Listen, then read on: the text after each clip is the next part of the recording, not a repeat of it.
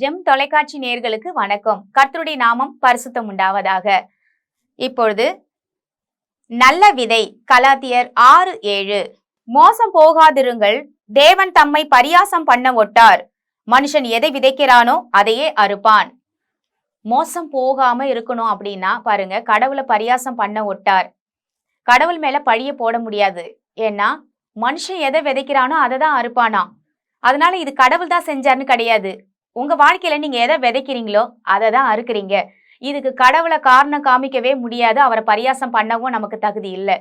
அப்படிதான் இங்க நம்ம பாக்குறோம். இந்த நிருபம் பாருங்க, கலாத்தியர் பகுதியில இந்த 6ஆம் அதிகாரம் நிருபம் பாருங்க. அப்போஸ்தலர் பவுல் எதுக்காக எழுதுறாருன்னா, கலாத்தியாவில் உள்ள அங்க இருக்கிற சபைகளுக்காக அவர் அறிவுரை கூறி எழுதுறாரு. மனுஷன் எதை விதைக்கிறானோ அதை தான் அறுப்பான். இதை வச்சு நிறைய பேர் என்ன சொல்றாங்கன்னா, இந்த வார்த்தையை சாபமா எடுத்துக்கிறாங்க. எதை விதைக்கிறானோ அதை தான் அறுப்பானா, நீ தான் தீங்கு செய்யறியடா, நீ எல்லாம் எப்படி உருப்படுவ அப்படின்னு சொல்றாங்க. ஆனா இது சாபத்துக்குரிய வசனம் கிடையாது.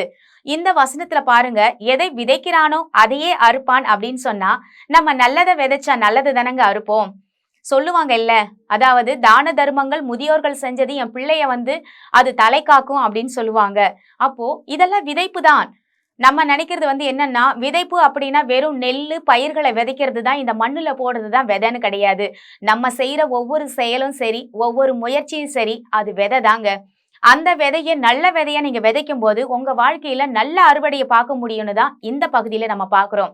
அப்போ இந்த கலாத்தியர் நிருபத்துல எழுதப்பட்ட அந்த வார்த்தை பாருங்க, சபைகள்ல நல்ல மனுஷர்கள் இருக்கணும் தான் அவர் எழுதியிருப்பாரு.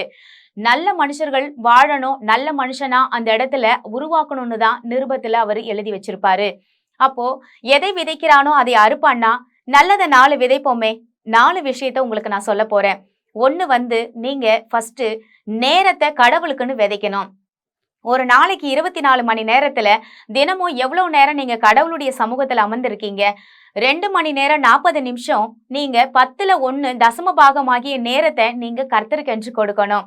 2வது பாருங்க, எந்த காரியத்தை எடுத்தாலும், நீங்க வேலைக்கு போனாலும் சரி, வீட்டுல இருந்தாலும் சரி, சமைச்சாலும் சரி, ஆபீஸ் அலுவலகத்துல நீங்க எந்த ஒரு ஒர்க்கை நீங்க தொடங்கினாலும் சரி, முதல்ல நீங்க கடவுளை அழைக்கணும், அவரை முதன்மைப்படுத்தணும். நீங்க வாங்க என் கூட சேர்ந்து நீங்க செய்யுங்க, நீங்க இந்த இடத்துல இருங்கன்னு சொல்லி கடவுளுக்கு முன்னுரிமை கொடுக்கணும். ஒரு வியாபாரம் செஞ்சா கூட பாருங்க, அந்த இடத்துல நீங்க தான் ஓனர், நீங்க இதை நடத்தி கொடுங்கன்னு சொல்லி கடவுள்கிட்ட பேசுங்க. 2வது. 3வது பாருங்க, நீங்க உங்க பணத்தை சம்பாதிக்கிறீங்க. ஒரு வியாபாரம் நடத்தி ஒரு பணத்தை கொஞ்சமா இருந்தாலும் நிறைய இருந்தாலும் நீங்க சம்பாதிக்கிறீங்கன்னா, ஃபர்ஸ்ட் நீங்க என்ன செய்யணும் அப்படின்னா, 10ல் 1 பாகத்தை எடுத்து கடவுளுக்குன்னு பிரிச்சு வச்சிடணும். தேவனுக்கென்று காணிக்கைகளை எடுத்து வைக்கணும். இப்படி கடவுளை நீங்க கனப்படுத்திக்கிட்டே வரும் பொழுது பாருங்க, நல்ல விதைகளை விதைக்கிறீங்க. 4வது ஒரு காரியத்தை நான் சொல்றேன் பாருங்க. 4வது நீங்க என்ன பண்ணணும் அப்படின்னா பாருங்க, இந்த 3 விஷயத்தையும் நம்ம செஞ்சாச்சு. என்ன பண்ணணும்? பணம், நேரத்தை கொடுத்தாச்சு, எல்லாமே பண்ணாலும் லாஸ்ட்ல உங்க திறமைய, உங்களுக்கு கொடுத்த அறிவு ஆற்றல்களை, கடவுள் உங்களுக்கு கொடுத்ததை நீங்க அவருடைய ஊழியத்தை செய்ய பயன்படுத்தணும். ஏன்னா நம்ம 6 நாள் வேலை செய்கிறோம், 7ஆம் நாள் ஓய்ந்துருன்னா இருக்கவே மாட்டோமே. அது எப்படிங்க முடியும்? என் பிசினஸ் டெவலப் ஆயிடுச்சு, எனக்கு கடவுள் கொடுத்த ஐடியால நான் போயிட்டே இருக்கேன், நல்ல பிசினஸ் டெவலப் ஆகும்போது என்னால லீவே போட முடியாதே அப்படின்னு நம்ம சொல்லுவோம். இல்ல, கர்த்தர் சொன்னது பாருங்க, 6 நாள் நீ வேலை செய்து 7ஆம் நாள் ஓய்ந்திருன்னு சொல்லுவாரு. அந்த 7ஆம் நாள் ஓய்ந்திருந்து கர்த்தர் செய்த நன்மைகளை நினைச்சு பாருங்க.